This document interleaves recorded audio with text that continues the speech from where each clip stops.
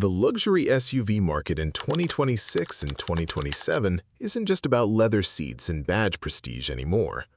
We're seeing twin-turbo V8s pushing 700 horsepower, active torque vectoring that can execute tank turns, and plug-in hybrid systems that somehow deliver both 789 horsepower and emissions compliance. The engineering compromises required to make a 3-ton luxury barge accelerate like a 911 turbo are absolutely fascinating, and in some cases, genuinely impressive.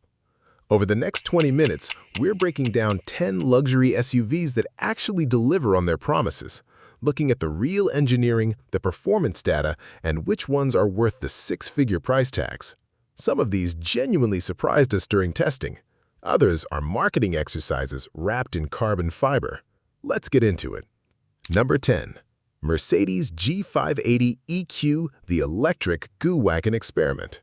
Starting this list with probably the most controversial vehicle here, Mercedes took the G-Class, an icon that's barely changed since 1979, and went full electric with a 4-motor setup.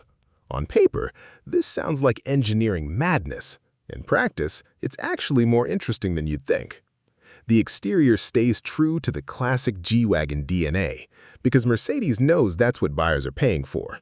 The boxy silhouette, exposed hinges, and those iconic door latches remain untouched. What changes are subtle: revised front fascia for aero efficiency, unique badging, and 20-inch wheels designed to improve range without looking eco-friendly. The Edition 1 trim adds AMG line styling, which feels a bit contradictory on an EV, but the market for this vehicle doesn't care about contradictions. Inside, you get the familiar Mercedes luxury treatment: Nappa leather, twin 12.3-inch displays running MBUX, and genuinely comfortable massaging front seats. What you don't get is the third row, because the 116 kilowatt-hour battery pack lives where that would normally fold out. Cargo space takes a hit compared to the gas version. That's the compromise nobody mentions in the press releases. Now here's where it gets genuinely interesting from an engineering standpoint. 4 motors, one at each wheel, producing a combined 579 horsepower and 859 pound-feet of torque. That torque figure is available instantly, which fundamentally changes how this vehicle behaves off-road. Mercedes engineers programmed in tank turns, genuine torque vectoring, and virtual differential locks that respond faster than any mechanical system could. Off-road, this thing is legitimately impressive. The individual motor control gives you traction management that the old live-axle gas versions simply cannot match.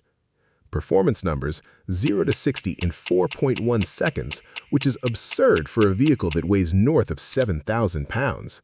Top speed is electronically limited because at higher speeds, the aerodynamics of a brick moving through air absolutely destroy your range. Speaking of range, EPA rates it at 239 miles. In real-world conditions with spirited driving, expect closer to 180 to 200 miles. Efficiency is rated at 68 mpge city, 53 highway, which tells you this vehicle is optimized for stop-and-go urban use, not highway cruising. The elephant in the room: $162,650 starting price. That's about $30,000 more than a comparable AMG G63. You're paying that premium for novelty and future-proofing, not performance. The G63 is faster, sounds better, and has more character. But if you live in a city with strict emissions regulations, or you genuinely want cutting-edge off-road tech, the G580 makes a certain kind of sense. It's a limited-run experiment, and in 20 years, these will be collector pieces. Whether that justifies the price depends on how much you value being an early adopter. Number 9. BMW XM, the controversial performance hybrid. The BMW XM is automotive Marmite. You either think it's boldly aggressive or offensively overstyled. There's no middle ground.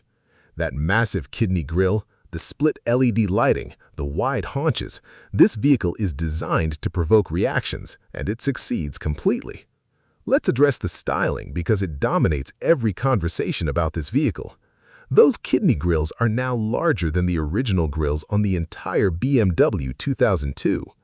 The design language is intentionally aggressive, almost brutalist. In person, the proportions work better than in photos, but this will never be a subtle vehicle. The 23-inch wheel option borders on absurd, but it does fill the arches properly. Inside, BMW went full luxury lounge. The curved display running iDrive 8.5 is cleanly integrated. The materials are genuinely premium, and the seating is focused on comfort rather than sport. This is a two-row vehicle exclusively, which makes interior space genuinely generous. The ambient lighting system is one of the better implementations in the segment, and the Bowers & Wilkins audio system is legitimately excellent. The powertrain is where the XM justifies its existence. It's a plug-in hybrid pairing a twin-turbo 4.4-liter V8 with an electric motor. Standard output is 644 horsepower, but the XM label pushes that to 738 horsepower. Let's talk about what that means in practice. 0 to 60 in 3.4 seconds for a vehicle weighing over 6,000 pounds.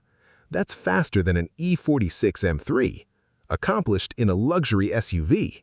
The engineering required to manage that power delivery, keep the chassis stable, and prevent the entire drivetrain from self-destructing under repeated launches is genuinely impressive. The hybrid system provides around 29 miles of electric-only range, which is useful for urban commuting, but fairly irrelevant given how this vehicle will actually be used. Efficiency is rated at 12 mpge city, 17 highway. In reality, if you're using the performance, expect single digits. The efficiency argument only works if you're religious about charging and primarily use electric mode. Top speed is electronically limited to 155 miles per hour standard, with performance packages raising that higher. The adaptive suspension and rear axle steering make this vehicle far more agile than its size suggests. On a back road, it's actually engaging to drive, which is remarkable considering the weight. Pricing starts at $161,675 and climbs to over $200,000 for the XM label in special editions like the Kith collaboration. At that price point, you're competing with Bentegas and Uruses.